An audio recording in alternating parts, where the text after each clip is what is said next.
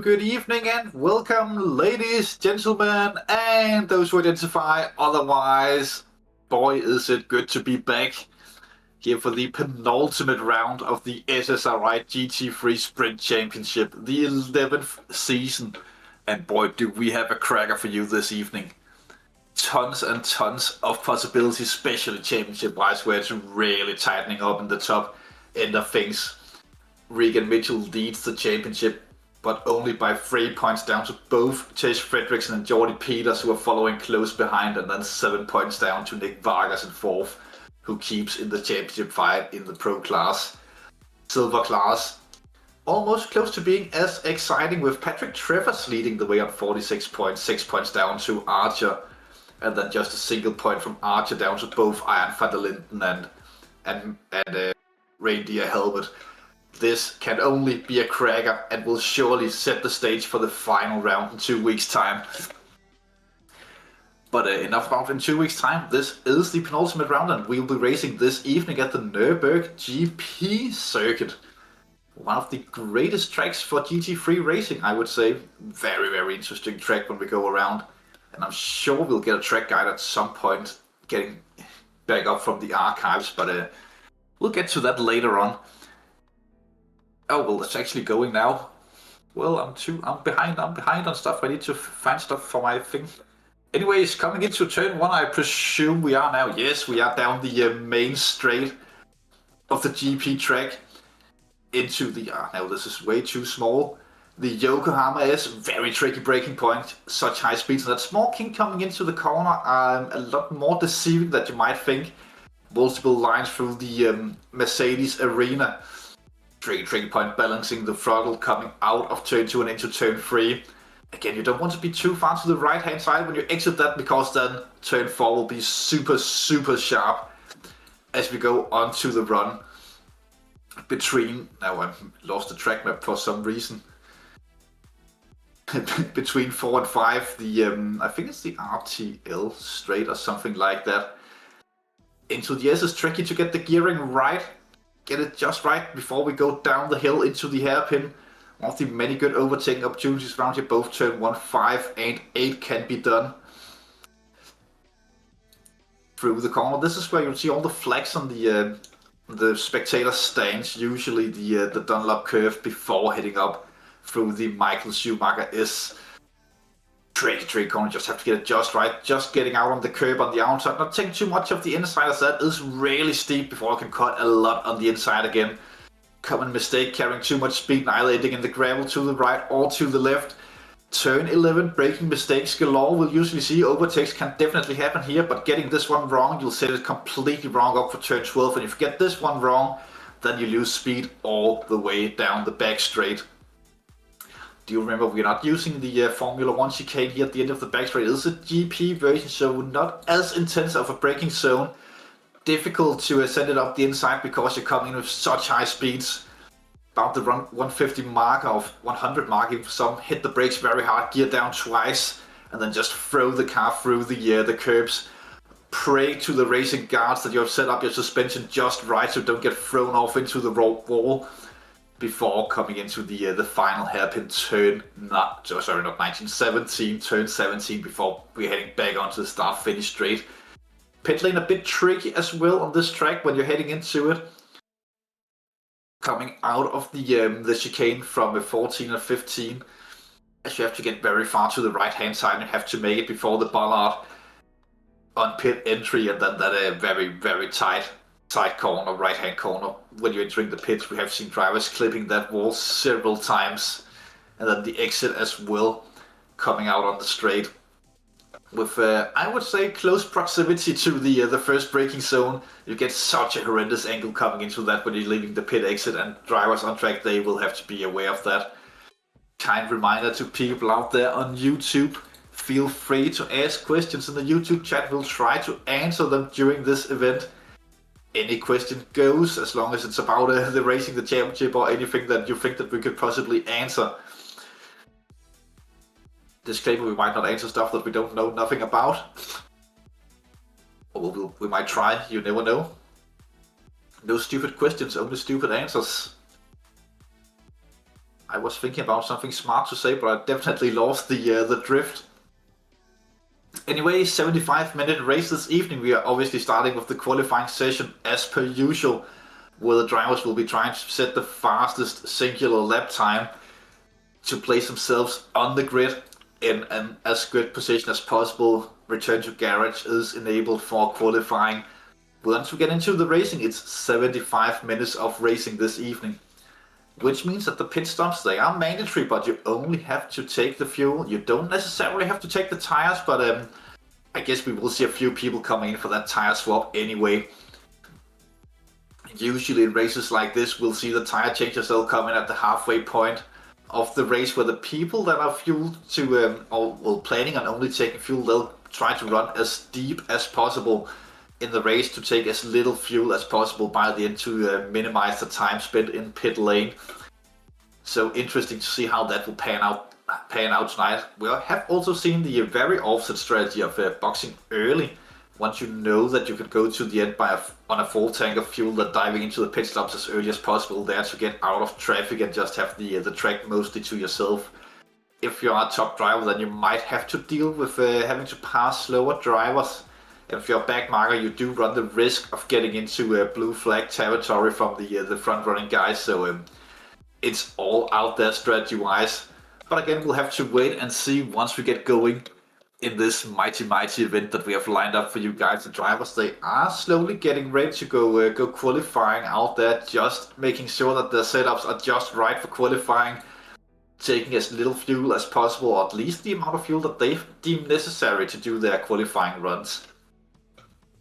We have seen different qualifying strategies even in the past couple of seasons and races that we have seen.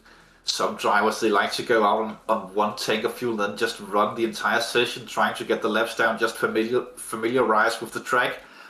Others, they take fuel for about 1/3 or half of qualifying before they dive in to get a fresh set of tires. Others, they choose the complete, or well, the third option or fourth maybe even, by just fueling up for an outlap and then maybe 1 or 2 flying laps before heading into the pits and taking fresh tires to maximize opportunity on the lowest possible amount of fuel. For those out there who don't know how race cars work, the less fuel you have, the less weight you have in the car, the faster you can go. Basically, this fuel makes cars go vroom, but not enough fuel makes cars go blah. So we'll see how that pans out for the drivers. Some reasonable car selections, as well as we do have both Lexi in the race, Lexus in multiple. We have the 488 Ferrari, of course. We have some Porsches that seem to have been running very well in the Pro class, and the Lamborghini as well up there. But now we do have a live feed from qualifying, following Odelman, who seems to have been the first driver out on track once again. That's also something to look out for in qualifying. The earlier you get into the practice session, the better pit box you get for qualifying, as you're closer to the exit of pit lane. And being the first car out on track, that just guarantees you that you'll have a full lap without any interference when you go qualifying. 20 drivers have gone out to the track this evening in 3 different classes. The white background with the black numbers, that's the Pro class. silver black background with the white numbers, that's the silver class, and the red background with the black numbers, that's the wild cards for this race. Only one wildcard driver, speaking of, anyway, but Ringhouse might do some challenges in this one. We'll have to wait and see about that. Odelman about to start his first flying lap as he rounds the final hairpin. Not going for the super qualifying line around there. Some drivers, they like to take that very, very wide to cut in to get as long as a run as possible to the line to maximize speed coming into the first corner. But let's see, on board with Odelman, up to the 100 board, hard on the brakes. Oh, is that too deep? No, it's just right into that hairpin. Just see how he does that. He doesn't go all the way to the right to keep the cars tight to the apex as possible. Seeing how that wheel that kicks back, meaning that he's really edging that throttle coming through around the final part of the Mercedes-Benz arena before the run down towards the first couple of curves here. A lot of S corners around this track. Third gear down to second, or all the way down to first to get the X rotation. Tricky play second as soon as he gets on the acceleration, using all of the track available there, including the AstroTurf, which is completely fine. Track limits wise on this track into the hairpin. Double apexing, hitting it first and cutting back in to get the best possible run out. Didn't get back into the apex there on the exit though, so a little bit time to be found there for Odelman. Just touching the curb on the outside, trying to avoid a lot of it. No, he actually clips the entire inside curb. The light car set might be able to handle this. He goes a little bit wide as dust gets kicked up behind the car through the Schumacher S's slight inside camber in the first part of this corner, which does mean that you can take different lines before it gets a little bit of an off camber through here. Hard on the throttle once again, using all of the track available, getting a little bit of a tow from the McLaren up ahead, who seems to be on an outlap. That's the 83 car that pulls off to the side. That was Archer on that car. Coming into the chicane, getting just right, getting loose on the rear end, but really nicely done through that into the final hairpin.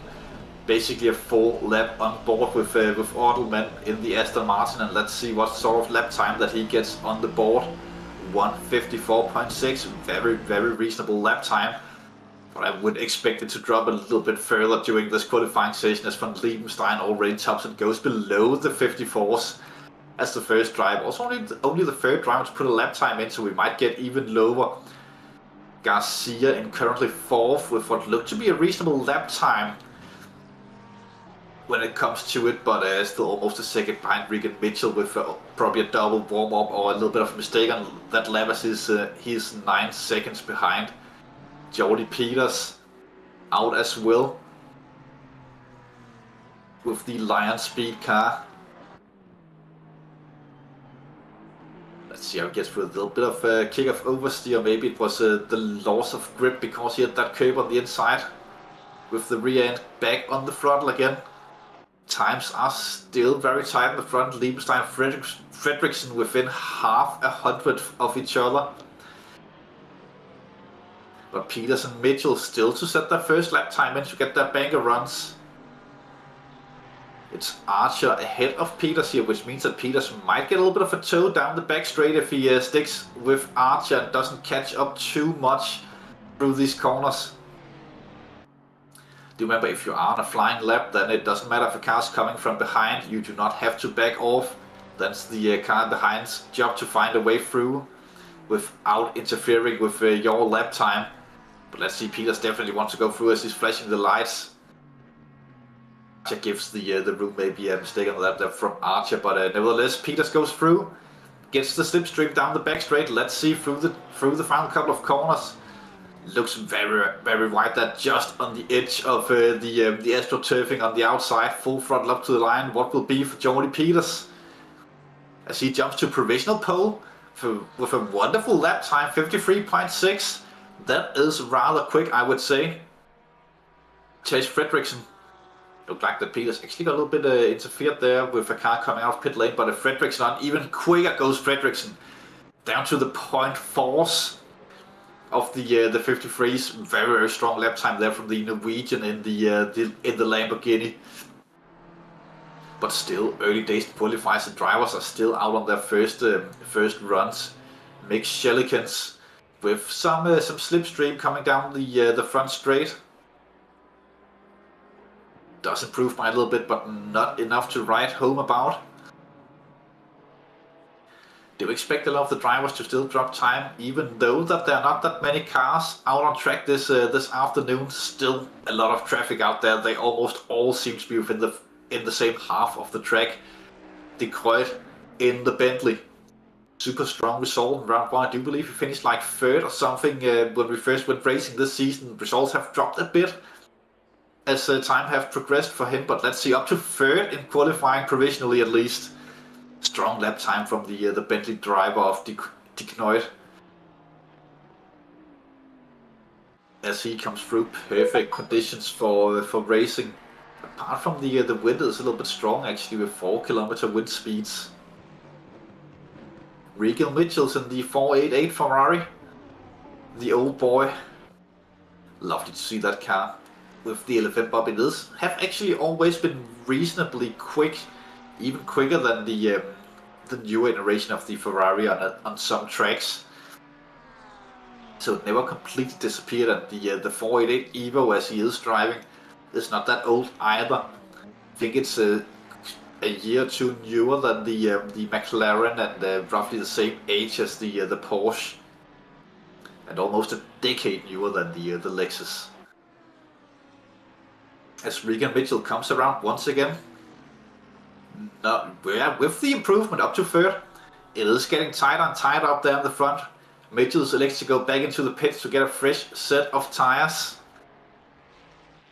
for the 2nd run. For some drivers, qualifying is so stressful, as for a lot of people it's the 1st lap that's actually the quickest laps in qualifying.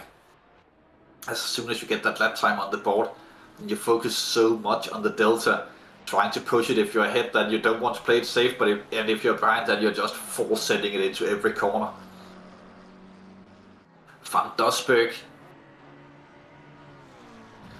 and a beautiful LSM racing McLaren, showcasing the Dodge National Pride. Very, very fun livery. Let's see what he can do as he comes down the back straight through the kink. Actually somewhat tricky to run side by side through the kink. We might see some good action there in the race.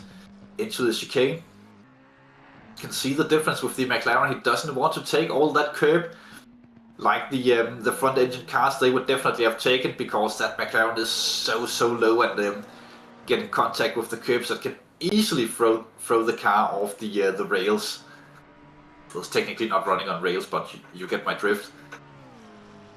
I can make the car so loose. Archer in currently 10th position, rounding the final corner, and the pink and black McLaren. Let's see, will he improve? Doesn't look like it this time around, but he's gunning for one more, it looks like. As he rounds, there we have it, the wildcard driver, Vigopart up into 2nd. Might put a spanner in some of the championship drivers' hard battle, as they're trying to set the stage for the final round. It will be close and no one will secure anything after this one. But getting good result here, that will surely put the drivers on for a closer fight, or better shot at coming into the final round. Rika Pout coming through again in the Mercedes, also a fun selection of car. A car that I've been driving a lot personally in here on ACC. Sort of gets the best of both worlds in that car with the technically it's a front engine car, but the engine placement makes it a perfect mid-engine balance in the car.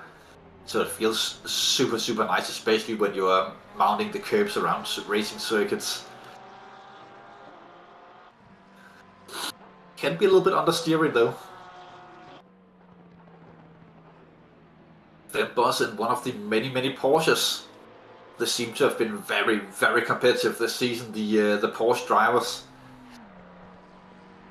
As he's chasing that what looks to be Wolf Garcia ahead of him in the 55.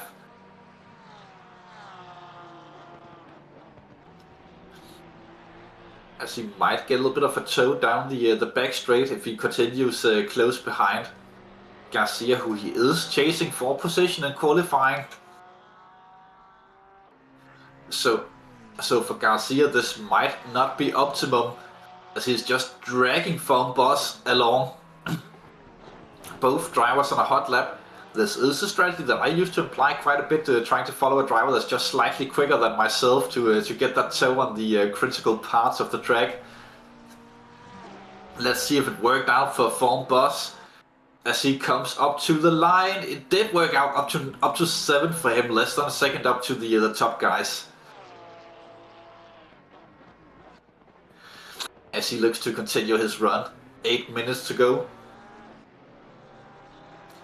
Which also means for a lot of the drivers exiting the pit lane, they will have set the car up for their final run.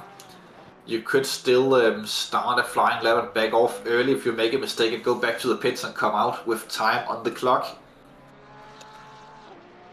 When the timer in the middle of the screen in the top hits 0, then the drivers, they are allowed to finish their flying laps, but not allowed to start a new one. That's how qualifying works. Jordy Peters up through the Schumacher S's. Super camera shot as the car just goes flying underneath us. Currently set in 3rd. He doesn't need a lot to get up there and mix with Vickerpound and Fredriksson. But just finding those last couple of hundreds, that's the main thing. That's what separates the very top from the well, upper half of racing. Not to say that Jordy Peters is not the very top no matter how this goes, but really pushing it as we see the dust getting kicked off behind. Late joiner Mogul as well. He will be in a hurry to get a lap in qualifying. Peters does improve, jump to 2nd. One more 10th to find to challenge for pole. Which means it's currently 5 different manufacturers in the top 5. Let's see, Garcia comes up to the line.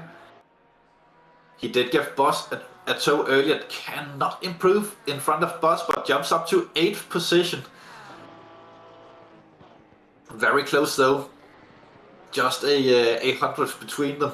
Not even a 10th between them, it looks like. Well, a 10th and a half roughly, but no one's pointing fingers at anyone here. Regan Mitchell in the 488, currently 7th. He haven't improved down to the level of his championship competitors yet. With Peters and Fredriksson still up there. No Nick Vargas this time around, and he's also in the battle. That could really hurt his chances coming into the final round. This could be pole for Regan Mitchells. Let's see, did he get the final corner well enough? Up to the line he goes. No! 22 thousandths behind Fredriksson, and that lap from Fredriksson still stands at 153.265. But still 5 minutes to go here in qualifying, so anything could still happen. Reindeer Helmhout still in the battle for the silver class.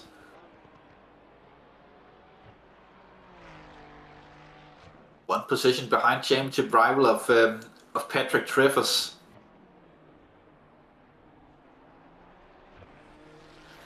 The corner step Ferrari looks very, very stable there. Using all of the tray available, once again taking to the astroturfing. Goes a little bit late there. It's something that's worth noticing between the top drivers and the upper midfield. The top drivers, they will double apex that bottom hairpin, where the midfield drivers will sort of go to the apex and hook it until roughly the middle, where they'll go back on the throttle.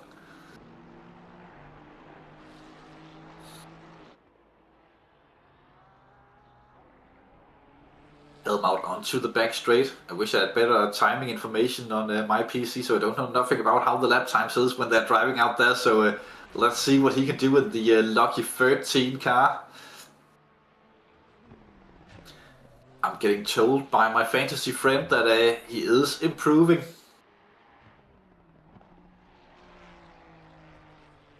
He turned it a little bit too early there for the final hairpin, but improvements could still be on the table. Let's see, across the line we go up to 11th, just outside of top 10 and quickest of the silver drivers so far. Quickly back into the pits to get fuel and tires for a final run. Basically everyone who leaves the pits now, they will only have one flying lap to go. Patrick Treffers needed to find something out the hat, but did invalidate. Onto another one. He will have this lap and one more to try and find something magical to put him up there near the top of the silver class.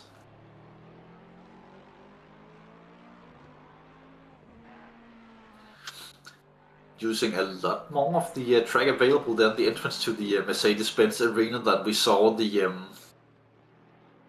top of Pro Class do.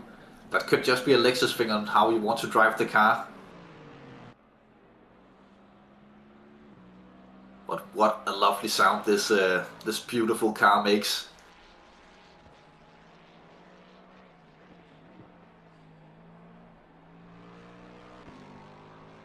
One of the main reasons to select the Lexus, that is that soundtrack. Also drives very nicely when you are behind the wheel. At least drives fun, not super nicely, but very fun when you're inside the car. Let's try and follow Treffers here for the rest of the lap.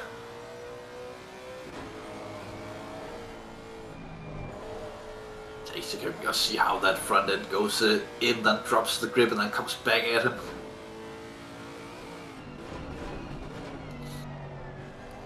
Almost losing it both on the braking and on the apex of the corner. Tries to hook this one, didn't hook it super nicely.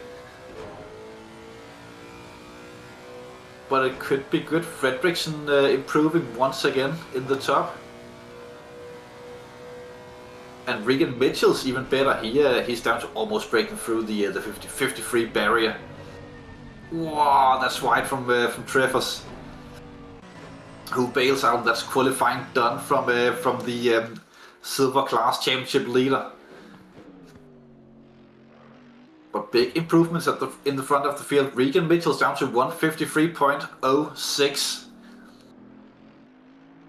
Wickerpoot comes onto the start-finish straight with what seems to be a reasonable lap.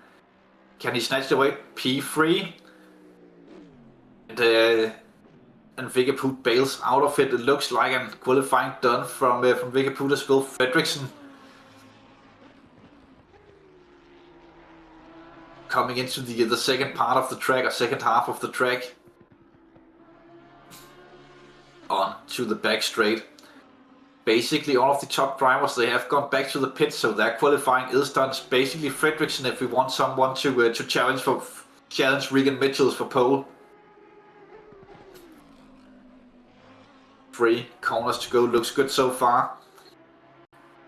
If he keeps up the pace, then it could be a new pole time. Let's see. He rounds the final corner, looks nice on the throttle. Will it be enough though? Across the line he goes, and it will. First drive underneath the 53s. Stunning lap, and qualifying is over. So every car that crosses the line now, they are done with qualifying. De Knoit up to 5th. Van Liebenstein still out there on a lap. Van Liebenstein, Iron van der Linden and Steve Parker are the drivers that we are waiting for. Parker will be the first driver of these 3 to finish his lap, though he just invalidated, I see. So Van Liebenstein and Iron van der Linden in the silver class championship fight as well. He could use a good qualifying lap here, but let's see. Following Van Liebenstein at the minute, he's onto the back straight.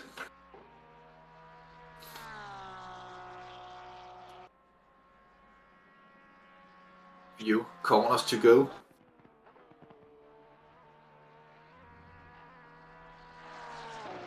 Looks tricky. Final hairpin, he is improving a little bit, but will it be enough to take 5th or even 4th away from the drivers ahead? Let's see, across the line, 5th for Liebenstein as he gets the checkered flag. And Iron van der Linden from 17th to 17th. Great qualifying. We will just take a short intermission before we come back with the race start. So please do hang on to your beers out there, and we'll see you in just about 5 minutes.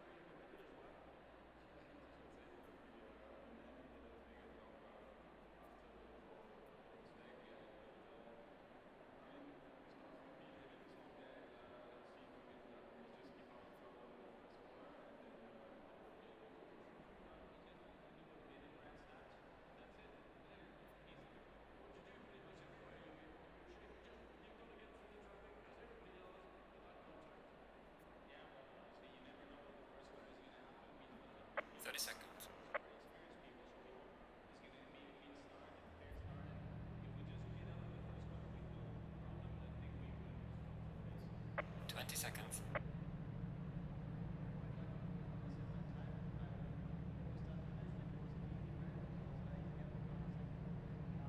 10 seconds.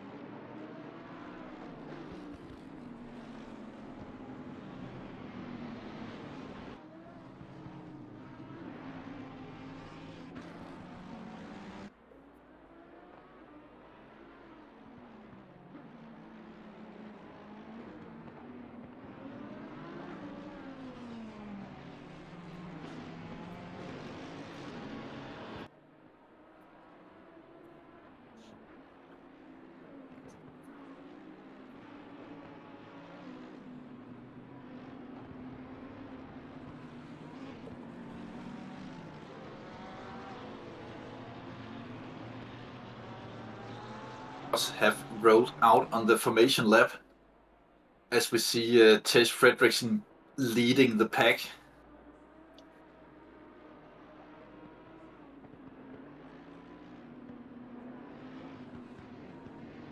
Oh, there's a YouTube question. Let me just have a little look.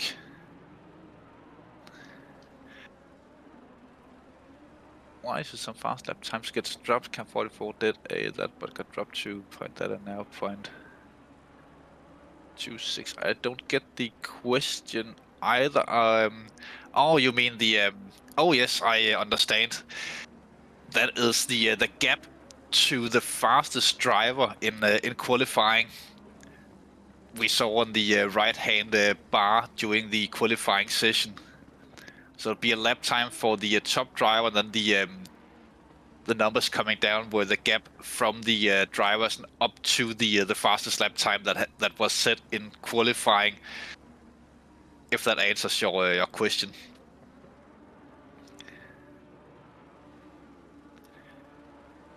Anyway, on to the racing. Just a few more corners and a late driver in Menimoniac who have joined and will start from pit lane. Could be a good choice as you get out of the carnage that could happen into turn 1.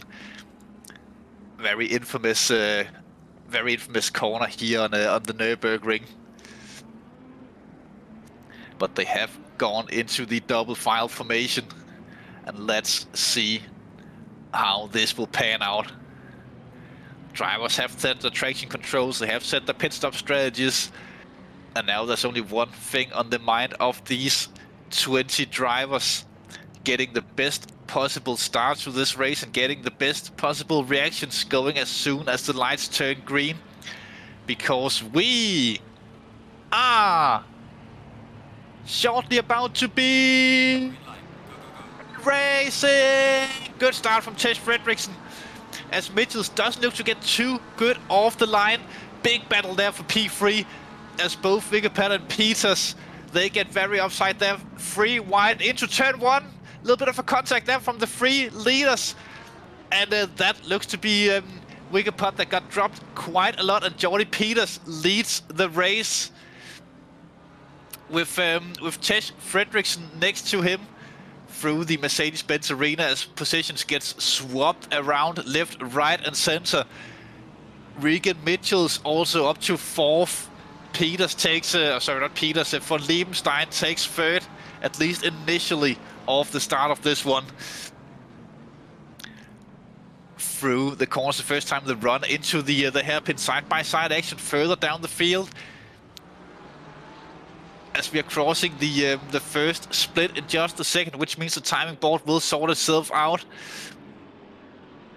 as the drivers come through. So far so good, no big crashes so far. Yellow flags have not been put out on track as of yet. Fredriksson leads Peters, Liebenstein third, Mitchells fourth, and Vigepot with that big launch into turn one lost quite a few positions. That dropped all the way to fifth. Meanwhile, Starring leads the silver class with Helmut behind and Trevor's in third in that one. But the positions looks to be changing as Shelikins will be trying to gain some positions in this one. And is that Van der Kran also in the mix of this? Have dropped behind Starring and are under severe pressure from Helmut as we're speaking into the chicane for the first time. Big risky zone. Helmut goes a little bit right there, but a little bit too far off track there, but it keeps control of the car as they go.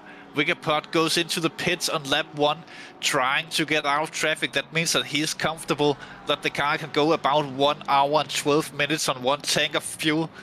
Highly doubt that there would have been damage after that initial lap.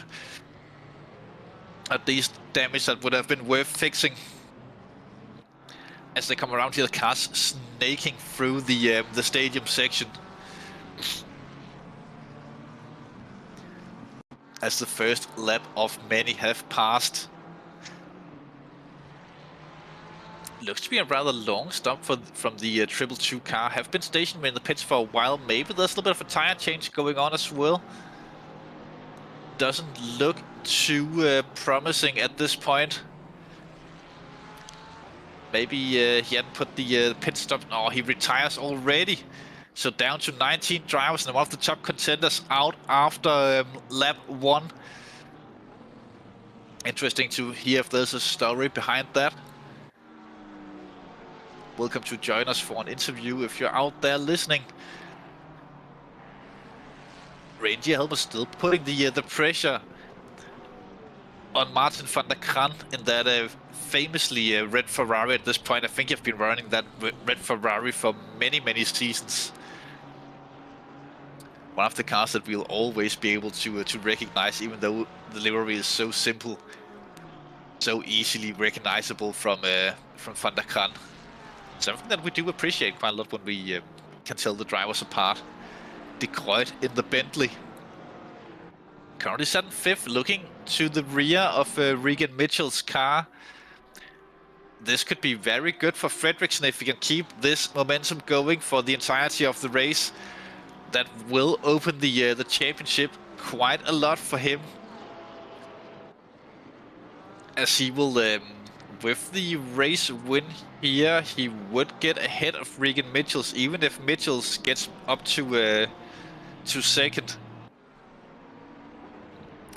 So that could be something to follow. Fredriksson definitely, at least at this point, looking for the advantage coming into the final round of the season if he can keep this going. But the race is still early. A little bit of a gap forming in the front of the field between the top 2 and Van Liebenstein in 3rd. Fredriksson and Peters running a little bit away early on. Could be different strategies that they're running. We'll have to wait and see how this will pan out later on. Iron van der Linden putting the pressure on Steve Parker. In the battle 15th, this is Ferrari versus BMW. Drift King versus the Dutchman. Through the hairpin they go. And up the hill again. Quite a few rather tight battles up and down the field. Early days still though. Weather could potentially change for rain later on this one as well. So a lot of the drivers, they might have gone on to heavy fuel early on to see if the rain comes. Would be risky to go for a half and half strategy in this one. But we never know as the drivers drive into the dusk of the German forests. Up here, Mitchell's under heavy pressure from Dick Noyd. Maybe he tried an attempt on Van Liebenstein and couldn't get past. You do lose a lot if you miss it into the S's. Could have gone wide as well. But under pressure into the slipstream goes the Knoit. You can try and launch it up the inside if you're very frisky about it. Meanwhile, in the front of the field, Fredriksson and Jordy Peters almost side by side there through the stadium section. That's the battles we're following in the small screen.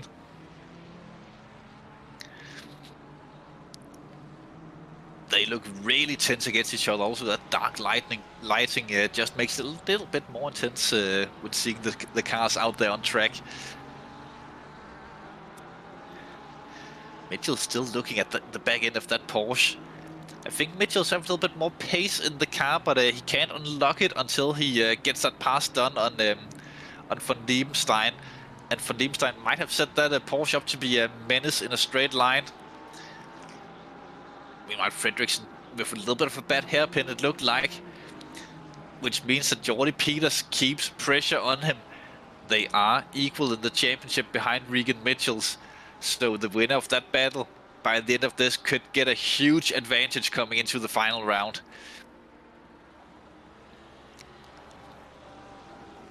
This time Mitchell's looking again for the overtake, but not really anywhere to go with it. Peters and Fredriksson very tight for first and second down the back straight. I don't think that he'll go forward into the S's. That's a little bit too risky from that distance. You almost need to have dragged yourself alongside to attempt it. But stays with him. Same goes for Mitchells behind Van Liebenstein.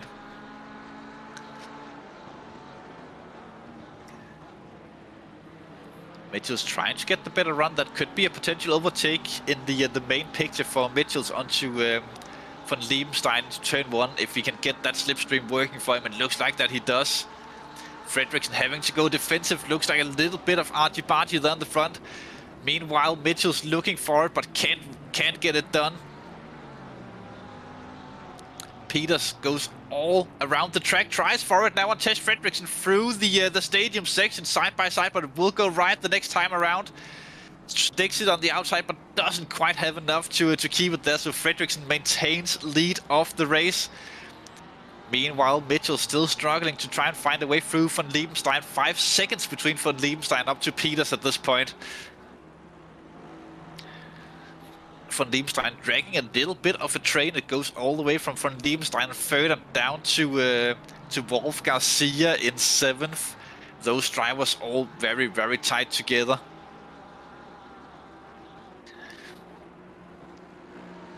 But it just doesn't look like that Mitchells have that little bit of extra oomph in the straight lines. He really needs to pray on a mistake from Van Liebenstein to get that move done.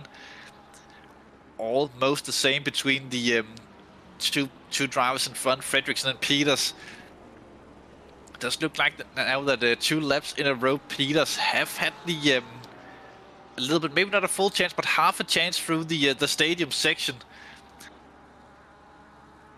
And this time in the big screen, Mitchell's all the way underneath the wing of Van Liebenstein, but does he really try to go for into the S's? He is close enough though, but not quite, sticks it behind. Tries for the run on the exit. Not quite, but will he get it through the hairpin again? He's in that position where he can take the slipstream and go for the launch into turn 1. Peters not quite close enough to Fredriksson this time to force him to go defensive, but he looks for the inside anyway. Peters with a little bit of a sneak attack there. Again, close to contact between the 2 race leaders. And with Mitchells, just looks like that he doesn't have that braking power when it comes to stopping the car. He will have to try and find a different way around him.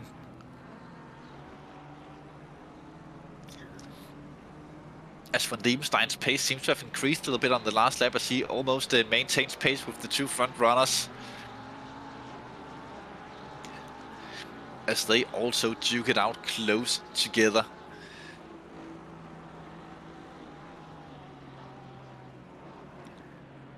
How's the weather radar looking for the rain?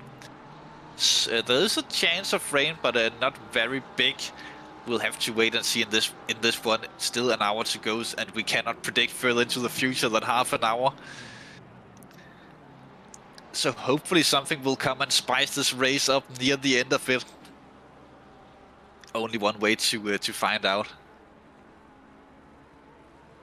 And that's by staying tuned to this wonderful, wonderful race, as there's battles galore at the minute in the front end of the field. Hard to really choose where to keep the focus.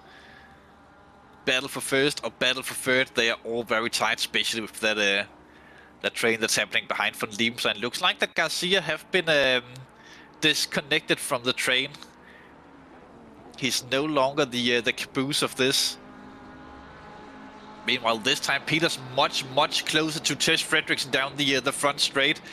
This could be a potential move for the lead of the race. Fredriksson already going defensive, forcing Peters to try the long way around. And he does make it happen, it looks like. Remember, the next corner will turn left. It will be the right way for Peters. Overtake for the lead of the race as Peters takes it away from Fredriksson here on lap 6. Coming into the stadium section, but Fredriksson still there trying to force his way into the inside. On the outside, who will have the traction out of it? Keeping the throttle on, very wide there from Fredriksson, still on the inside. Will he go for a try to keep it on, or will he fall in behind? They're still side by side through the S's. A wonderful racing between them continues to go so. But now Fredriksson have to fall in behind Peters. So change in the lead of the race.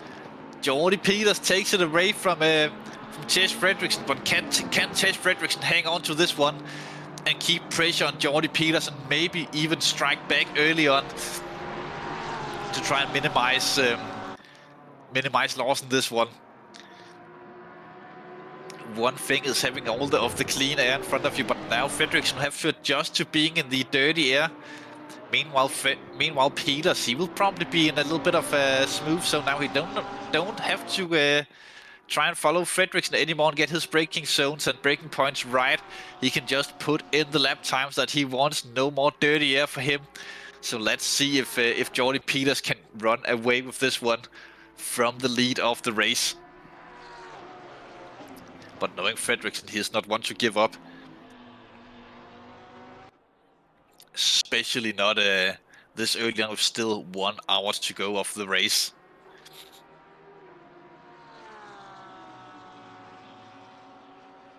Yellow flag, that's the 14 car, that's Iron van der Linden, one of the championship drivers in the silver class, who seems to have gone around. That will impact his championship dreams, or aspirations at least. As Iron will be a little bit disconnected from the front of it, even though it is Patrick Treffers that he's battling, who's only set in third at the minute. It could, if this stance, be very tight between Treffers and Helmout coming into the final round of this season. But we'll have to wait and see. On board with Regan Mitchells as he applies the pressure still on von Liebenstein. After that big battle before the lead, the gap have dropped down to just underneath 5 seconds from Liebenstein, and up to Fredriksson just goes above now again. Looks like that Peters have been able to break away from Fredriksson, who have almost pulled out a second lead in just over a lap's time.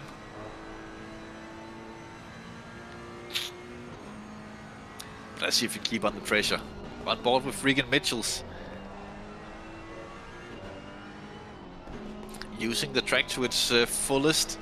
Seems to come in a little bit hot there. He might be getting a little bit frustrated behind von Liebenstein. As you can just see the tail lights of Fredriksson and Peters getting further and further away in front of them. Not fully risking on the curbs yet in the S's to try and stick with von Liebenstein, but once again, von Liebenstein does get the drag out of the corner. I think von Liebenstein might be running very low wings, or maybe Regan Mitchells have high wings on his cars. It does seem to be a little bit of a struggle in straight line speed from Regan Mitchell. On the Porsche this time, von Liebenstein runs a little bit deep. That could open up the opportunity for Regan Mitchells. Not Fine, he does try to go for the slightly alternate line, keeping Van Liebenstein on the toes, having to look in the rear view mirrors all the time, coming into the corners. But haven't shocked Van Liebenstein yet. Maybe trying to set it up into the hairpin now, goes very, very close. Having to take a tight inside line there. Surely there's more downforce in that Ferrari in this race. Looks so much better through the corners than the Porsche, but the Porsche just pulls away in the straight lines.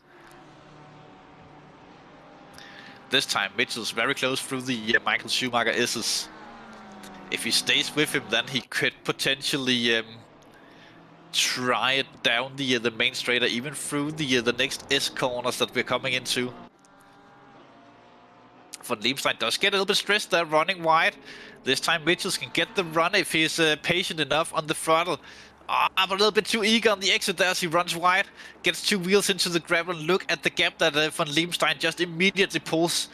If de Knuit hadn't gone into the gravel there, he would have had the opportunity into the fast S's at the back of the back straight. But no, not quite. Between these 4 drivers, it's basically a game of chess. It's all about moves and counter moves at this point. This is the closest we have seen Regan Mitchell coming out the final corner. Surely he'll try something into turn 1. Looks for the inside line, goes on the brakes, side by side. Room will have to be given there, just about enough. Still side by side, but Van Liebenstein just gets it on the exit there. Will he try to cut underneath, or is de Knuit close enough to interfere? That looks like Dimitri was close enough there for Regan Mitchells, not daring to try the switchback. And that's the thing when you're driving in a train. If you miss your overtaking opportunity, then you'll be immediately under pressure from behind. As we see Dimitri de Knuit also being pressured by Van Bos, who's right up his tail.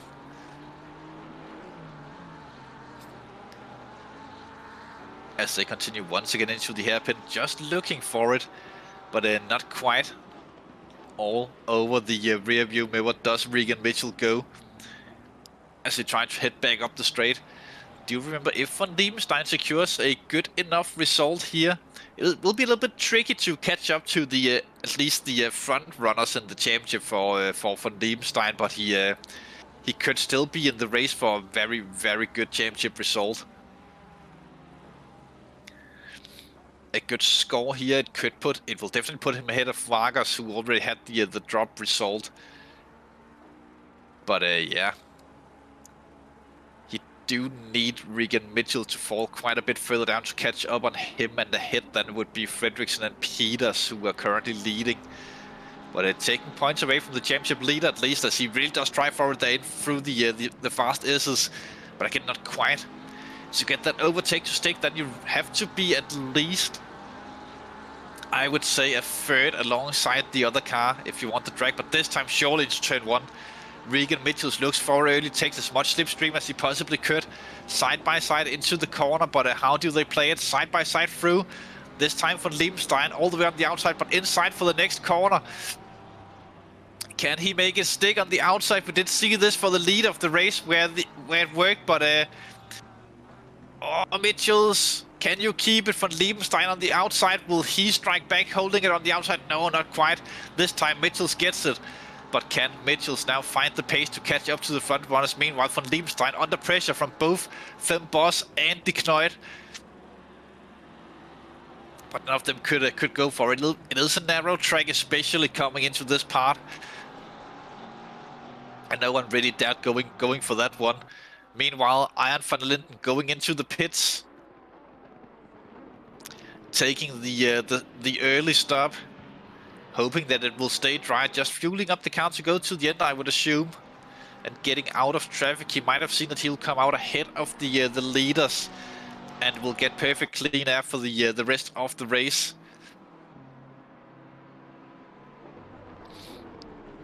It's died pretty quick. Has the time? No, I don't think the time have sped up. I think it's the 2 different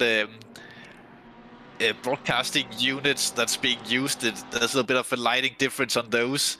But this is basically how the drivers they see it on track as it is right now. It is getting rather dark out there. It is just a broadcasting thing. But Mitchells haven't broken away yet. He does have 10 seconds up to Fredriksson ahead of him. So he will have to find something special to gain that lost ground if he wants to get into the fight for the win or have a massively good pit stop. As Van der Linden still shows to be in the pits, I wonder if he took a lot of damage and had to repair that as he was stopped for so long. Maybe he will come and explain it after the race.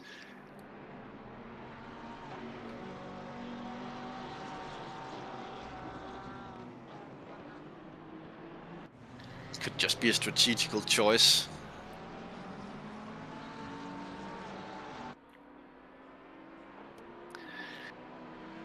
Mitchell's opening a little bit of a gap to Van Liebenstein. As Van Liebenstein still feels pressure from behind. This time from the big Bentley, the big boy Bentley of Dimitri de Kneut. Low power team Belgium. I don't think there's a low power in that car. Highly doubted.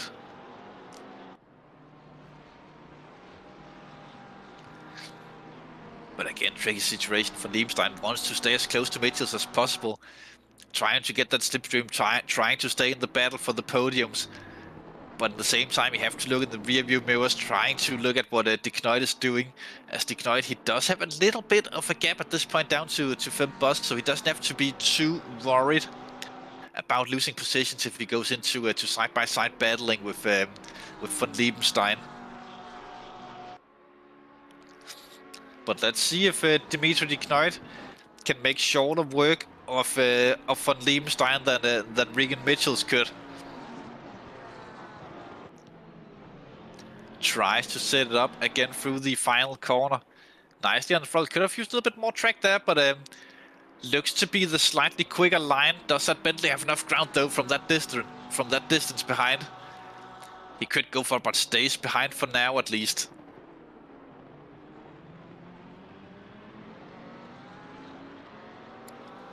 Through the Mercedes arena once again. Meanwhile, further down the field, I think that's Schelikens and Van der Kran that go side by side into the first corner. Van der Kran putting the squeeze on there.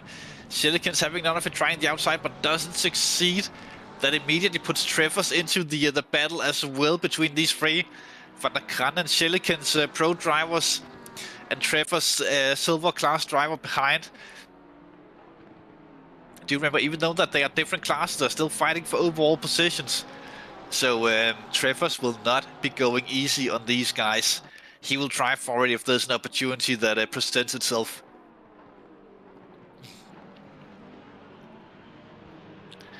But Treffers could be thinking a bit strategical as well, thinking of the championship, having that in mind. He maybe don't want to risk it too much in battles. Yes, he's still in third. That would be good points. But again, not too far behind Helmut ahead of him. That's currently set in 10th overall in the race, but second in class. That he would have to catch up to gain some additional points in the silver class.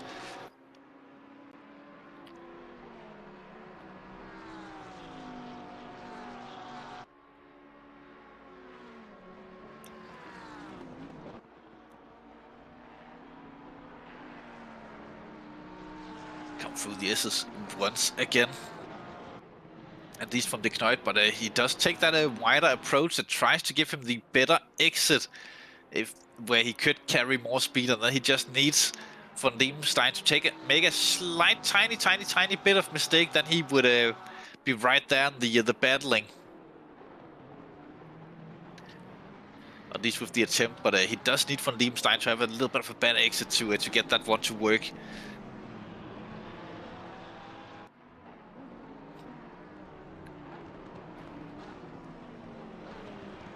Meanwhile, looks like that Archer is connecting himself to the battle for 11th position also. That have gone on to being Van der Kran, Schelikens, Treffers and Archer at this point.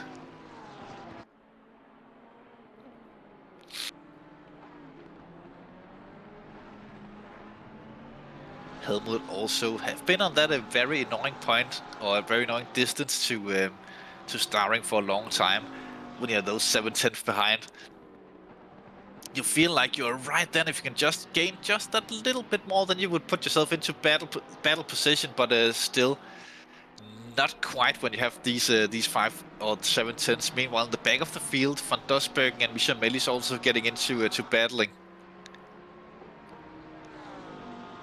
Here's something to try and get your head around.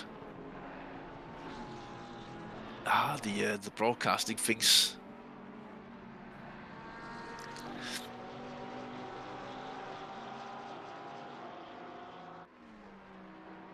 Both the Bentleys and Astons are both British cars, yet the Bentley is right. We know that there's like that. That's because the Bentley team, they really just want to be super British when they put out their race car. Also, theoretically speaking, having a right-hand drive race car should be better than a left-hand drive, because you have the inside position from the driver's point of view in majority of the corners, as most tracks go clockwise. Meanwhile, Dimitri on the inside into turn 1 gets Van Liebenstein to take that wider line. Can he hold on? He needs to be on the outside through here, or have a mighty switchback, but not quite. As Van Liebenstein defense position. Meanwhile, Schelikens on the attack as well on Van der Kran.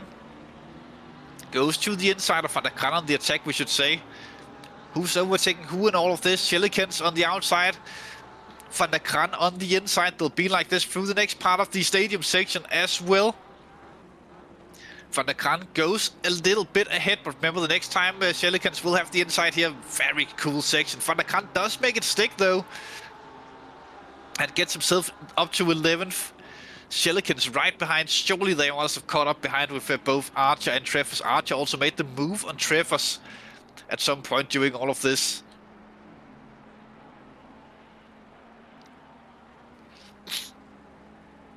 So that 4-man group also getting close together once again.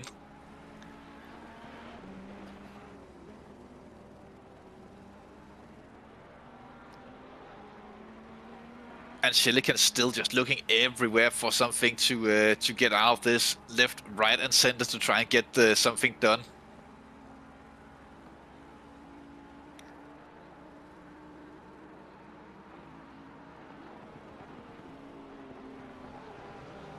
Meanwhile, De Knuit have fallen a little bit back with the battle against Van Liebenstein. It is opening up just a tiny bit, and Mitchell's not really gaining anything on the two front runners. Very equal pace between Mitchells and Fredriksson at least, while Peters, he's just creeping away a few tenths per lap.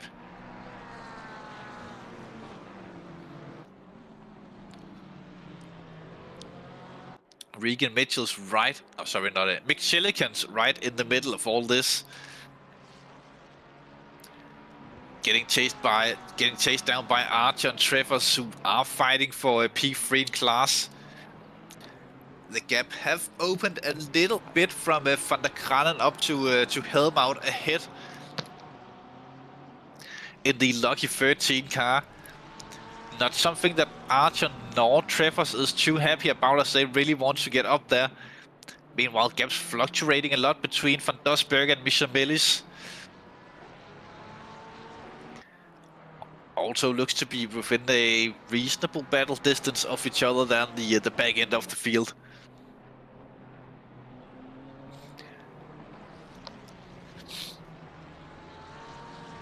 Schelikens, that white and pink car. Both pink cars actually next to each other on track. Not that often we see that. As he actually gets pressured by Archer, who seems to have found a little bit of race pace here in the second quarter of the race. At least a little bit more race pace. Always had race pace, of course, but I found a little bit extra, it looks like. Or maybe the opponents are losing. That was a bit of a mistake there from Schelikens, putting those two wheels into the dirt. That will compromise the speed and giving Archer some free time. Catching up ever so slightly, but looks so good there through the second part of those corners. That just sets Shelikins so nicely up. Meanwhile, Archer looks to being forced to go defensive there as he almost just lets Patrick Trevors by, it looked like. And Trevors will try and catch back up to Shelikins. I wonder if there was a bit of a mistake there from Archer that forced him to give up the position, or maybe just lost enough time that Trevors just had to take it. Definitely looked like that he had to slow down for one reason or another. Nevertheless, Trevors on the attacking side already again on Mick Shelikins.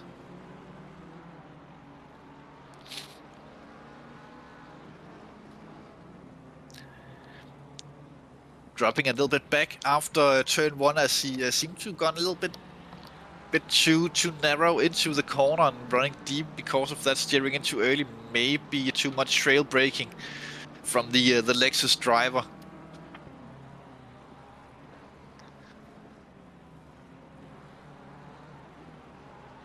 As the gap have opened a little bit between them, but knowing Trevors, he will not give up this fight. He can still see the drivers up ahead. Oh, wide there from Shelikins. Giving free time back to the chasing drivers behind. This time it's Trevors. As Van Dosberg comes into the pits. A little bit early though, so that could be an unscheduled stop.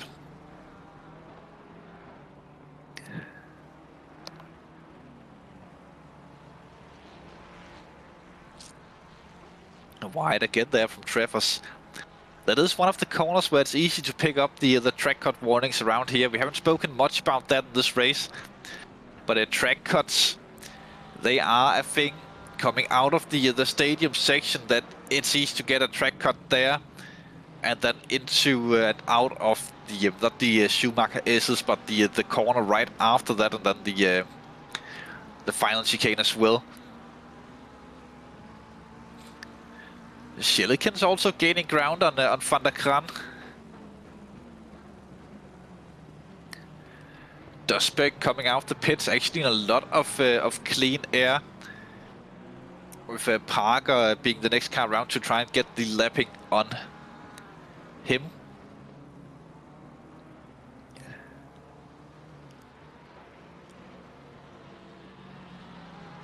Gap really stretching now between Helmut and Van der Kran. Trevors there behind. I don't think he's too happy about this. But again, a very good pit stop. You can gain and lose a lot of time on pit entry around here. If you have practiced it, then you might gain a huge advantage on those who haven't. Just getting the car slowed down at the right place. That can be a big thing on a track like the Nurburgring.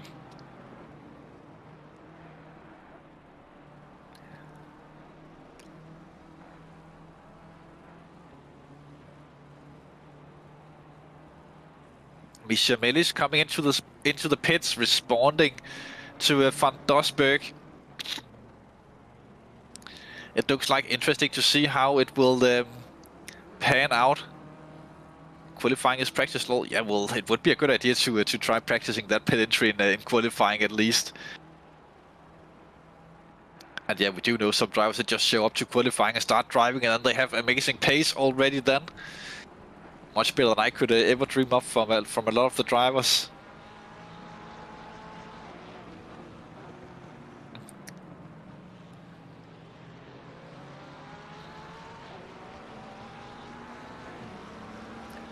But let's see, Van der Kran still on it. It is a little bit too early for the halfway strategy from both Van Dosberg and Misha Mellis. But could be a matter of trying to get out on the fresher tires earlier to do the undercut between them. Misha should be dropping from the jacks shortly.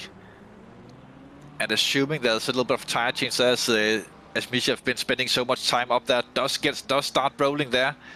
Actually gets the jump on Van Dosberg by quite a margin. Not quite obeying the pit exit line there though, but enough about that. Actually quite a big gap between Misha, Melis and Van Dosberg.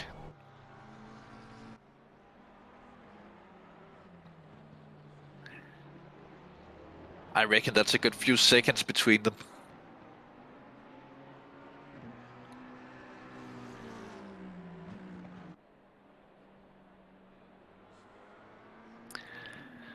We'll just try to stay on Melis until we cross the timing lines for both Melis and Van Dosberg to try and figure out the exact gap between them, because it was less than a second before the pit stop round.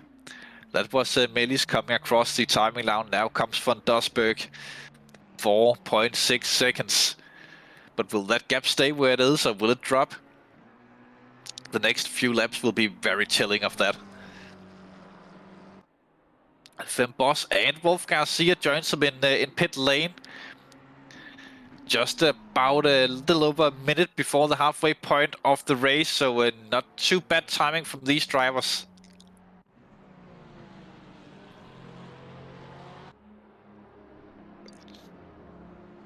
Meanwhile, Silicon's right up in the back of Van der Kran again. Van der Kran have closed the gap a little bit again to help out. But these two have been battling all throughout this race. Will they ever get a decider on this one? Van der Kran running a little bit deep there through turn 1, it looked like. Allowing Silicons to stay close through the stadium section. We are at the halfway mark. Keep pushing. Running the corners and getting early on it. Let's see. Silicon's looking for it, but not quite close enough to get a serious move in. But just getting off the line by just a little bit, that usually could stress out the driver ahead, as it forces them to have a little bit of a look at the rear view mirror to judge how close you actually are to them. But these drivers, they are so routine that they will know not to look at or they will know to look before the braking zones at the distance, whether or not that they will be expecting anything to come from behind. As they run Jordy Peters boxes from the front of the field, going for the tire change strategy, presumably. I don't think Fredriksson will be doing the same. Could be going for the one set of tires and just fuel strategy. We have seen Fredriksson do that before with a lot of success. So this will be interesting at the end of the race to see which strategy was better. And if that's the case, then Fredriksson actually did quite a good job of keeping Peters behind, because Peters would have had roughly half the fuel in the car of Fredriksson. Also, Peters, knowing he would have to go for Shellikens, comes into the pits. Same for Patrick Treffers behind. I would think it's a strange time to go in for just fuel. You could also go in to just take the fuel you need to go to the very end, even from full tank in the start of the race to try and cool down the tires mid-race. If you have issues with overheating, as Jordy Peters is already back out on track, actually gets into a very, very good track position from Jordy Peters there. I wonder if the 14 car must be lapped. I think elsewise that have been a super strategy from Van der Linden, but I think Van der Linden might be lapped. But Fredriksson have inherited the lead. I think if Fredriksson doesn't pit within the next 2 laps, then he will definitely be going deep. I actually see no reason for Fredriksson to pit unless if he only took fuel for half of the race. Stays out. So he'll be running to the end basically, or at least as deep as possible. He does have the clean air. The only upside to pitting is that he would know the exact gap to Peters all the time. And if you only have to take a little bit of fuel, that could be an option to try and regain track position on Peters. At least gain the position in front of Peters, be ahead of him, and forcing Peters to go for a move. If Peters also only took fuel, but again, we'll wait and see on that till the pit stop happens from Fredriksson, who really a similar-ish pace to Mitchells. Mitchells have only dropped down a second in the last 5 laps or so. which is not a lot of time loss from the Ferrari driver. But that again shows the importance of getting a good start and not losing out early on, as you'll get behind the slower cars, but the drivers that might not be going as quick as you, and starting to battling those, you will lose a lot of time. Helmout also dives into the pits. That's from P3 in the silver championship or silver class. Where will he come out? Meanwhile, speaking of both Boss and Garcia took the pits, but a big gap between them. I think that Boss only took fuel and Garcia might have taken tires in the pits as well. And he'd even had to drop behind Steve Parker's on track, so he might be losing time there trying to get through Parker. I will get past Parker. I wouldn't recommend trying to go through another car that usually ends in tears. Helmut have started rolling again.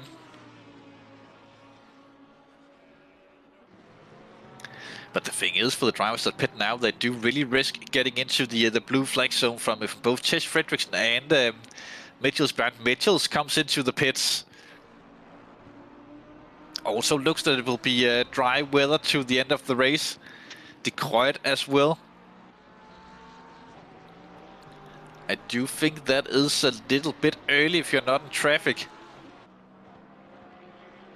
Again, unless if you have heated your tires massively. Ottleman also into the pits, but maybe I'm just getting too old to figure out strategies here on ACC. That could also be the case, that just happened to people that goes away from racing for a while. Yeah, surely this will be one of the better times to pit, as we see so many drivers on pit road starring as well.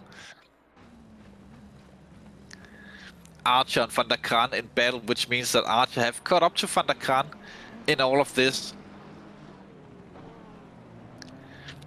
Interesting to see where they will be in relation to Schillikens and Helmout and Treffers when they come out of the pits.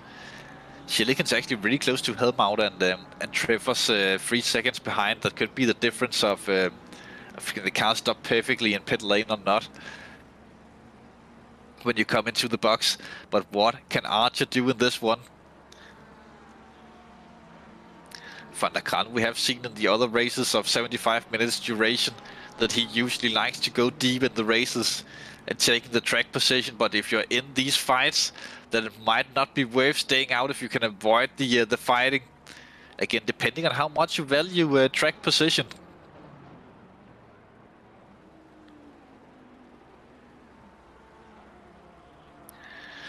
As it could get rather difficult later on to keep track on who's actually where and all of this.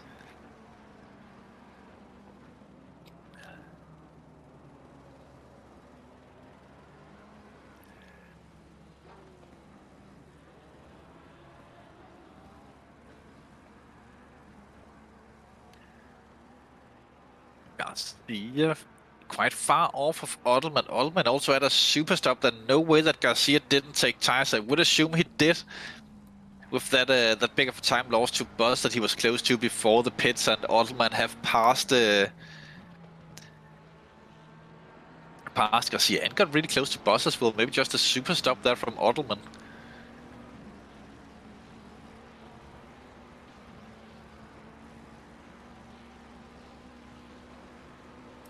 Archer not really close enough to threaten Van der Kran. He was just about up there, but maybe the dirty air caught him a little bit off guard. Or maybe they have just had some sort of common interest in not fighting each other, just trying to pull away, working together to get the gap on. Meanwhile, battling here, that's Jordy Peters and Regan Mitchells that have come out really close to each other. I think that Mitchells must not have taken time. Peters surely have, since they're this close to each other on track. But Peters goes through and passes Regan Mitchells, puts himself up to, that will be 5th position on track there from Jordy Peters. But where he is virtually in relation to Tess Fredrickson, that's so hard to tell. Fredriksson definitely would have prayed to the racing guards that that Mitchells could have held him up as much as possible in this one. Because Peters looks flying. Fredriksson comes into the pits now. Where he comes out, that will be race decisive. Highly doubt that Fredriksson will take tires this late on into the race. Probably just taking a special dash and then get straight on going. Let's see.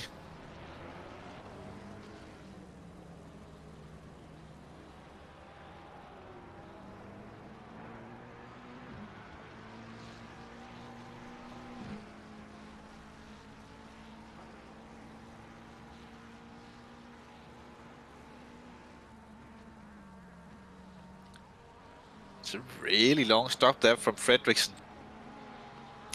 Is he taking the tires? Surely he must have been stopped for close to 30 seconds at this point. There he drops from the jacks. He's definitely losing out to Jordy Peters. Peters passed him right there. But where is Mitchells in all of this? Was that Mitchells that got through there? Yes, Mitchells got through Tej Fredriksson in all of this. I think Fredriksson might have taken tires because he was surely up on those jacks for a long time. That looked to be longer than just fuel. Could have been damage repairs as well if he had some of that. But Mitchells, at least virtually in second place in this race, right ahead of Fredriksson. Fredriksson will have slightly colder tires at this point. He will have to bring up those tire pressures in the Lamborghini to try and overtake Regan Mitchells and take what is on track 5th, but virtually second place in this race.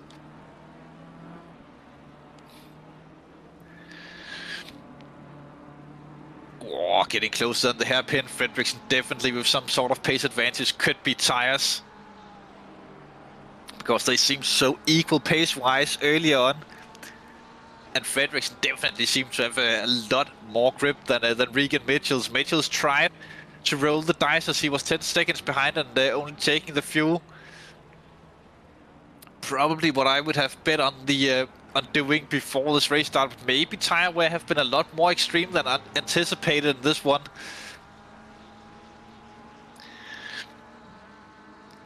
We did see Regan Mitchells with struggles to overtake Van Diemenstein earlier, so that could indicate a much higher downforce setup that could cause problems. But it's all Italian manufacturers battle. Ferrari versus Lamborghini. Fredriksson using as much track as possible. Meanwhile, we're seeing Archer peeling off into pit lane as well. Highly important to see where he comes out on track as well in regards to the battle that he was having. Fredriksson looks to the inside on the brakes. If he makes this one stick, that is definitely some tires. Looked a little bit late there. Mitchells tried to turn into the corner, but had to bail out of it as he saw the Lambo there on the inside. So Fredriksson takes it away and gets himself up into 3rd in the race, 4th in the race. But virtually that will be 2nd. And having to try and chase down Jordy Peters again in this race. Peters getting a little bit held up there by Van der Kranen here. I think they had contact there between Van der Kranen and Jordy Peters, because that is Van der Kranen's car parked sideways on the track. And we just saw on the top parts of the screen that they were side by side. Not so good for Van der Kranen's chances in this race. Meanwhile, Decoit looks to be trying a move as well. That'll be Iron van der Linden that he passes there. Van der Linden might be a lap down, I would assume, if that is Van der Linden that we're looking at. It should be in the 14 BMW. This could call for Van der Kran to go into the pits this time around. But that means that when the checkered flag drops, and there might be some stewarding work that have to be done if there was contact in that one. Could also just been Van der Kran running wide and then spinning on the grass. Hard to say from the pictures that we got there, but nevertheless, this race could have some aftermath.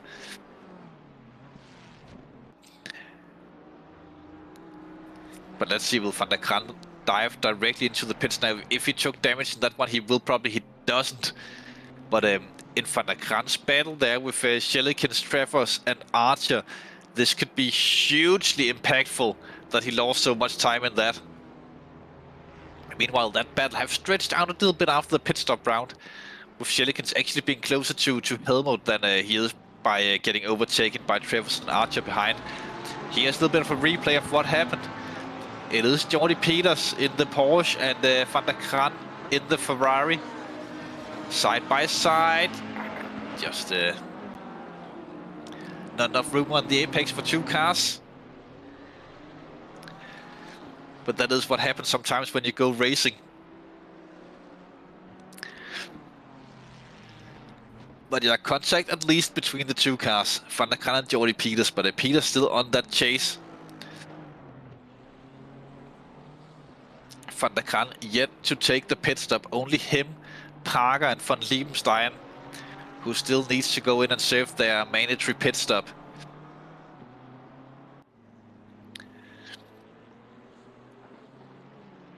Meanwhile, Ottleman behind Fem Boss. Both cars have been to the pits. Ottleman seems to have woken up a little bit here in the later stages of the race, as the rest of us are getting slightly tired. Maybe we're getting old. I just haven't gotten used to winter time yet, or daylight saving, or whatever you call it, wherever you're from. But Ottleman at least not tired as of yet, as he's putting the chase on Fem Boss in the battle for 7th position. Porsche and Aston Martin, two big GT3 manufacturers.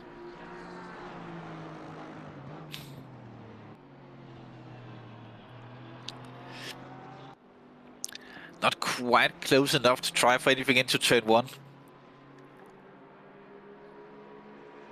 Yeah, I think the most of Europe, all of Europe reset their clocks last weekend. Is it though? Nevertheless, most of us, we anyways put our clocks back. But we are definitely getting old here in the small shit, and are two tired men. As this race still goes on, 21 minutes to go. And at this point, I'm not sure that we're done with the action as of yet. Everything is still on the cards. Just 2.2 seconds between Peters and Fredriksson at this point, with Mitchells just lurking 4.8 further back, and De Knoit another 4.5 behind these guys, or those guys.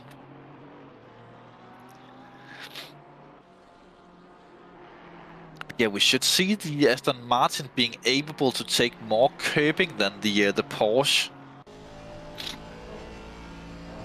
as the front engine cars usually handle curbing a little bit better than the mid and rear engine machines, when it comes to the higher curbs at least. The curbs on this GP track are rather flat, because it's also fun for motorcycles to go around.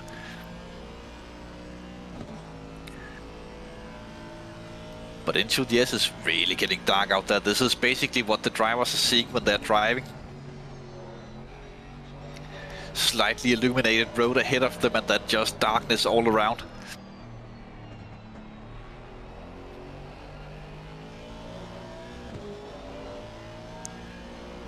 This is something that not a lot of drivers, they practice that much if they're not highly into endurance driving on these very, very cool tracks. As it gets into darkness, just 17 degrees both ambient and track. As we see a little bit of a mistake there from Fem Boss.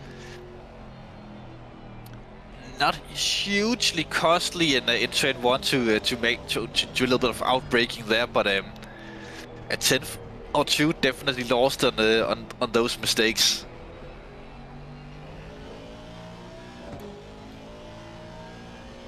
As we can really see that they're still on it, using all of the track available. They are catching up to Martin van der Kran as well, who will not have... No, that's not van der Kran ahead of them. He's 5 seconds up the road. That would be... I think that's Van der Linden ahead of them. He will be be blue. He will get blue flags when they get close enough, and he will likely just pull to the side and let these two by. But not until they get right up underneath him.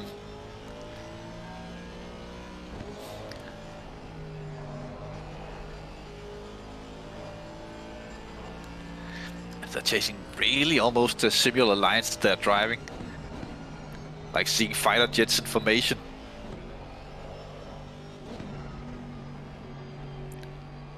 Gap is actually dropping between Peters and Fredriksson down to 2 seconds now. Up in the front, maybe there's a little bit of a comeback from the Lambo. Maybe it handles the cooler conditions a little bit better than the Porsche. Or maybe he just got his pressures more on point. Could also have been a little bit of a mistake from Peters up there, but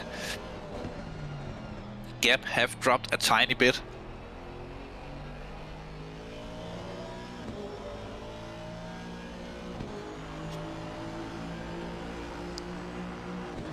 Just trying to figure out where they're on track. Oh, they're there, so they haven't had traffic or any issues like that. It is funny that the two racing numbers are so similar. It's the 992 and the 92.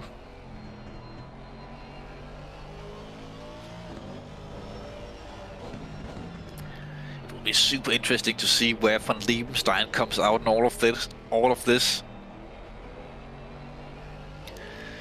Once we reach his pit stop time. One thing's for sure, the three drivers who still haven't pitted, they will definitely not be taking tires when they come in. That will be a very, very short splash and dash. And this time, Ottoman almost in the back end there of Fem Boss, as he got a little bit offline coming into the S's.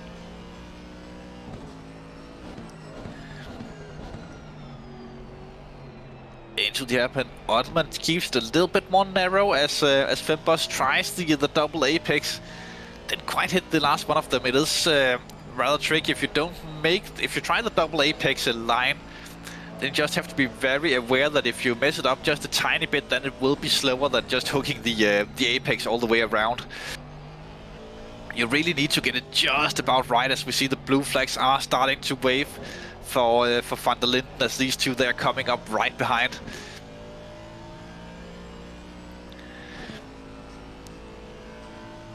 As Van der Linden is moving over before the S's, very smart move and getting both drivers safely past. Highly routine.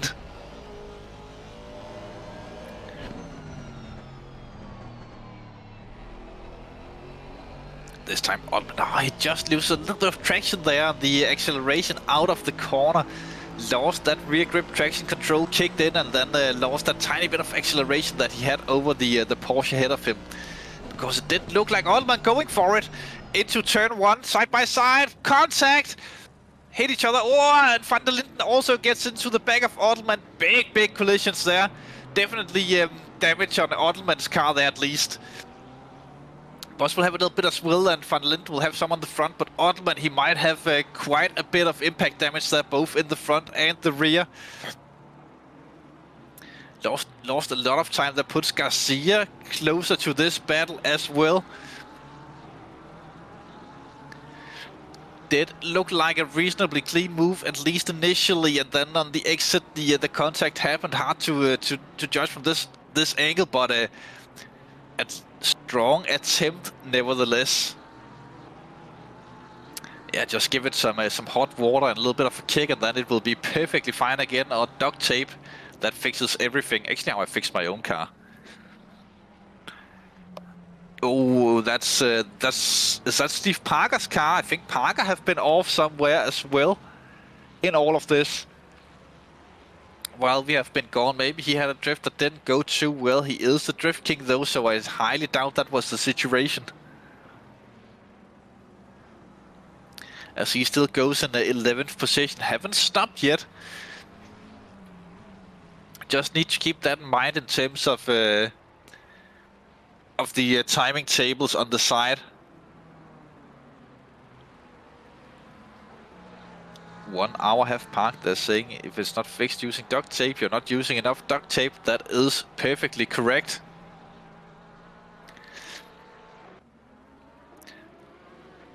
Meanwhile, Frederiksen really caught up to Peters now. Maybe Peters took damage in that small contact he had with Van der Kran, as the gap have dropped to just 1 second between them with less than 15 minutes to go. That early advantage Peters seemed to have in the daylight kind of have disappeared. Meanwhile, it was the Shelikins have also been spun around, or at least gone around, just recently are the word I was looking for. Recently. But the battle for the 2 top spots in this race, at least virtually, they have that have re-intensified between Frederiksen and Peters. Really crazy race between these 2 guys. Meanwhile, Suzuka have gone to the pits for a 2nd time, I think, in this race. I think he was cleared early on. Shelikins as well could have been contact. Van Liebenstein dives in. That's to get the fuel in. So this could just be the time where if you didn't have enough fuel, you have to basically stop now. But where does Van Liebenstein exit the pits are the big question in all of this. Where does he filter in the timing tables when he leaves? He was 5th before the pit stop round. I think he will definitely drop behind. I think he will drop into 5th again after this. When these pit stops they have happened, with a little bit of a loss, maybe even to Mitchells. He might even drop behind De Knoit. That's Van der Kajev drop behind De Knoit because that's no happy where is he? He's the 24 car on track. He's right there. I think he's just ahead of De Knoit, maybe. No, we'll see when they cross the timing line. He is with Regan Mitchells. It looks like he have overtaken Regan Mitchells in the pits. That's why we couldn't see him. He was all the way up there on track. So super strategy from Van Liebenstein that have put him right into 3rd position. With Regan once again having to look into the back end of that Porsche. He had so many difficulties passing early on in the race. He'll have to do it all over again. Meanwhile, Frederiksen really on the move. Definitely the predator of the 2 of these drivers at the minute. Looks like you have much more grip than Peters. If my theory is correct that they both took tires, then Peters' tires would also be slightly older than Frederiksen's. And that could be the case, plus that contact that Peters had, that could be damage on the front end of that car. And we do know how, as soon as you get to these really top drivers, then just a tiny bit of damage can be really impactful in the way that you have to drive because you're on the edge all the time. But both battles super interesting. It's a battle for the lead in the big picture and battle for P3 in the small frame. Nothing into turn 1 this time from Frederiksen. Wasn't really close enough to challenge. Neither are Mitchells around this time. But the question is, will Van Liebenstein be better on the tires, or have been better off the tires maybe than Regan Mitchells? Does look like the tire change strategy was the correct way to go in this race, which I'm a little bit surprised about.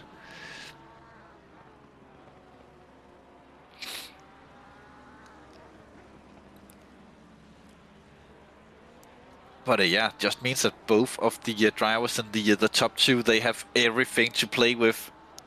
Highly doubt that neither Mitchells or Van Liebenstein took tires in their pit stop, so they will be driving on 1 hour 5 minutes old tires. Meanwhile, Frederiksen almost on the move there in the hairpin on Peters. I think he is getting a little bit underneath the skin of Jordy Peters, and Peters must be shaking a bit. This time, will he go left, will he go right? Peters defends. And forcing it wide. Frederiksen on the switchback, cutting underneath. On the outside, will he try it once again? Definitely will be closed down the back straight. Peters leaves enough room on the outside there this time. Will Frederiksen try for it in to the chicane. Looks like, no, he drops back in. He thinks better of it, doesn't want to risk the result. At this point,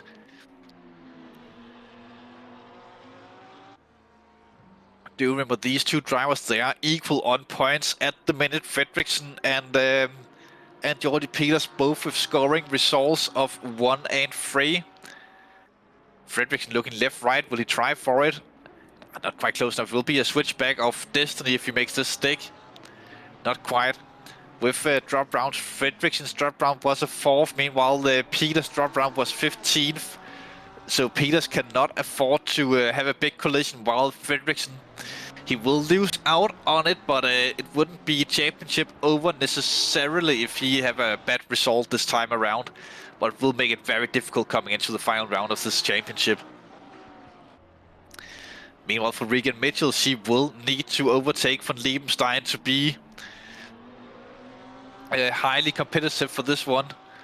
He is currently leading by 3 points, and if he just manages to get into that 3rd position, then it will be super tight coming into the final round. It will be no matter what, and we'll have to calculate many championship scenarios when we go to the final round. But that's also the future's problems, as they are so close. Meanwhile, while Garcia on Ottelman also duking it out here in the dying minutes of the race. Super intense for many positions up and down the field, as this is getting crazy. It is the business end of things. Fredriksson this time, much better run on Peters onto the back straight. They are side by side. They will be into the chicane as well. Who will back out of this one? Fredriksson have gone past, but will Peters strike back? He keeps on the inside, side by side. A little bit of a contact there. Fredriksson goes to the inside grass. They continue fighting archie-barchie through there. Peters really sticking out the elbows. Same goes for Fredriksson. Meanwhile, they are correct in the YouTube chat. Battling is heating up for the silver class as well between Starring and Helmut. Overall 10th, but for the win in silver class, we are just running out of screens at this point. Fredriksson all underneath the ring. Maybe we could change the small screen to the battle for the lead in silver, if we are lucky. But Fredriksson really all over this one. It is everything to lose for both drivers, and everything to win. They do know what's on the line here. It is the winner of this race between the two of these guys will be leading coming into the final round. They have a little bit of traffic ahead of them as well, as Peters and Fredriksson contact there, as Fredriksson pushes Peters into the back marker, it looks like, as they're really going elbows out in the battling. Bottom screen have changed to the battle between Starring and Helmut. Starring in the BMW, Helmut in the Ferrari battle for silver class. As Starring is forced to go defensive. And Helmut on the outside trying for it, but a good defensive driving there from Starring. Fredriksson and Peters down the back straight once again. Coming into the chicane.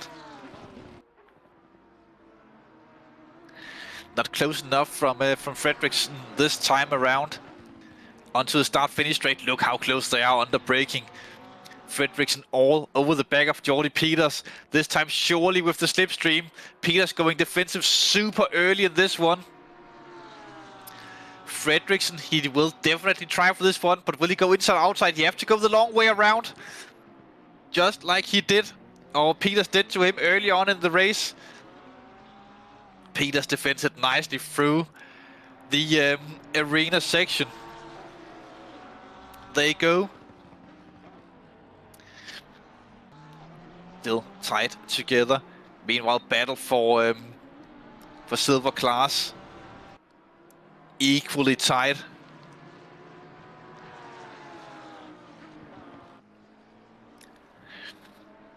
As they are running side by side, even between the two of them. Helmut trying on the outside of Starring. gets the run. That's down the back straight there. Going, they will be Helmut actually getting past, but into the chicane. Who will have this one? Meanwhile, Trevor's also getting involved in this. Close together, they keep it without contact. Really smooth driving from both of them, but they do really allow Trevor's to get involved in that freeway battle for all the podium positions in silver class.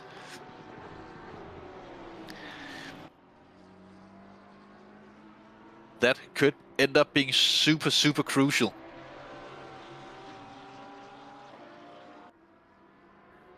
Starring forced to go defensive.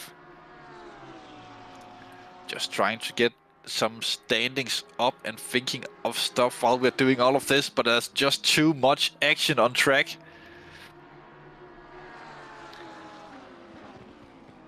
Starring actually on an outside chance as well for a championship run. He is 11 points behind Trevor's though, so he will need this win. And Trevor's to finish down there in third, then he will be right back in this championship fight.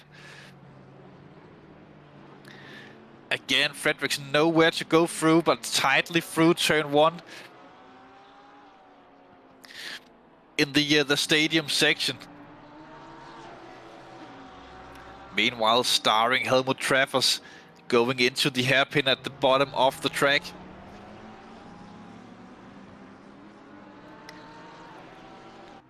But this is proper racing between all of them. These are two great battles to look at.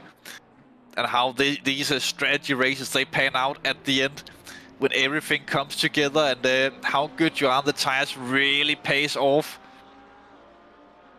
If you can stay out there on your used rubbers, it's a huge advantage on time gain in the pits. But sometimes you lose out to those who goes in and takes the tires. So I wish this race would keep going forever, but 2 minutes to go. 2 race leaders, they will get the white flag next time they cross the start-finish line. Meanwhile, Helmut and Starring really on it. Helmut actually getting the move done there on Starring that could potentially shut the lights of Starring's championship aspirations. If you don't get this one back, he tries for on the inside, looks like into turn 1.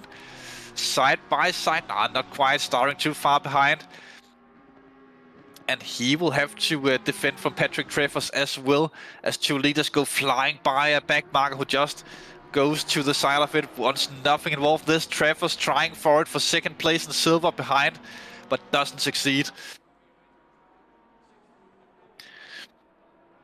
Meanwhile, white flag is out for the 2 leaders in this race. Fredriksson only have 1 more lap to do this if he wants the win. Was so close to getting it done earlier, but not quite there. Couldn't get a stick. If just he had 1 more lap to do this, he will have to try something fancy now. Fredriksson, the best overtaking opportunity was into turn 1. That have long gone. He tries to psych out Peters a little bit here through the stadium section. Gets the run. He could potentially go far into the next one. Meanwhile, Starring not done either. Oh, he does go for it. Contact between the 2 race leaders, and Peters is off into the gravel as Fredriksson goes past and takes the lead of the race. Side-by-side contact in the narrow section of the track. Will Fredriksson have the cool to keep this one? Surely this could end up going to the stewards as he's pulling out to the side off the track. Meanwhile, contact, that's the 55 car that's been involved in something further down, or is that the 52? I think it says 55. It's Garcia. It's Garcia involved, and who was the other one? And Tom Boss involved, so it's all kicking off in that area as well. Too many things going on here late in the race. Meanwhile, Helmut have pulled out in the battle for the silver class, but it's Travers challenging for second down there.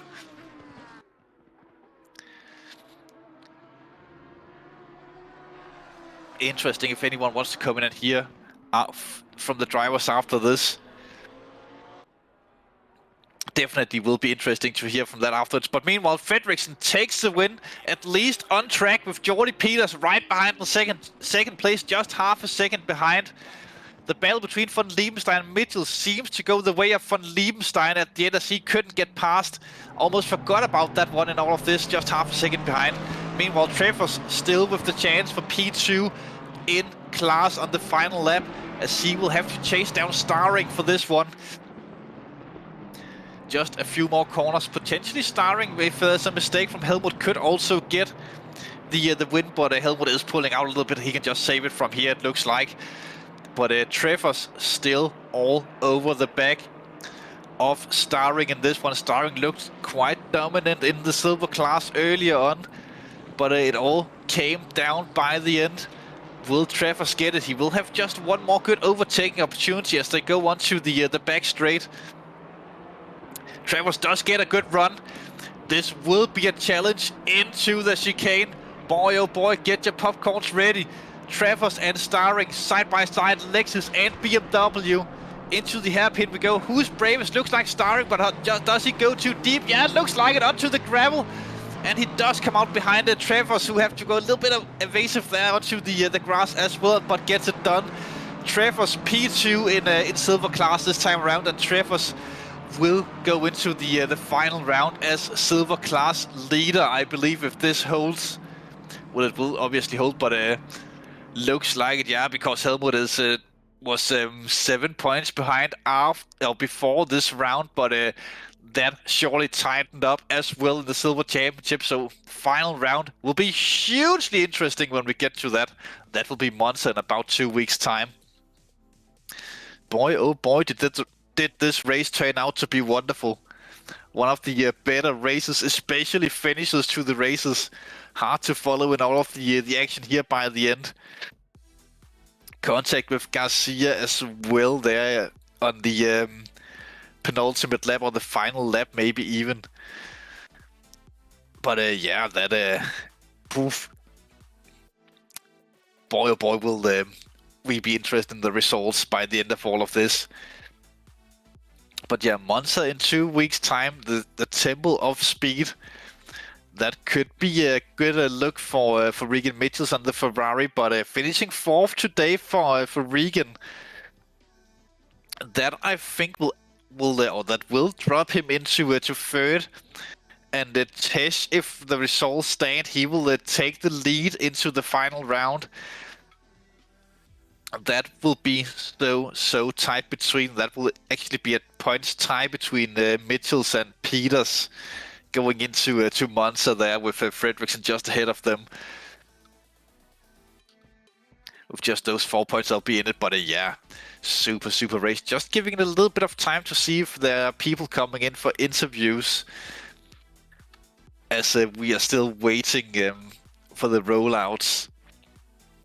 We do know the drivers are probably just calming themselves down a little bit after such an intense finish to the race. Basically half of the field was involved in tight battles by the end of all of this. We even saw early on with the Van Dosberg and Michamelis also were in battling early on in the race, but there was just too much going on track that we actually got caught on that. This is frames from Van Dosberg and Favard, who also seemed to have some wheel-to-wheel action at the early stages of this one.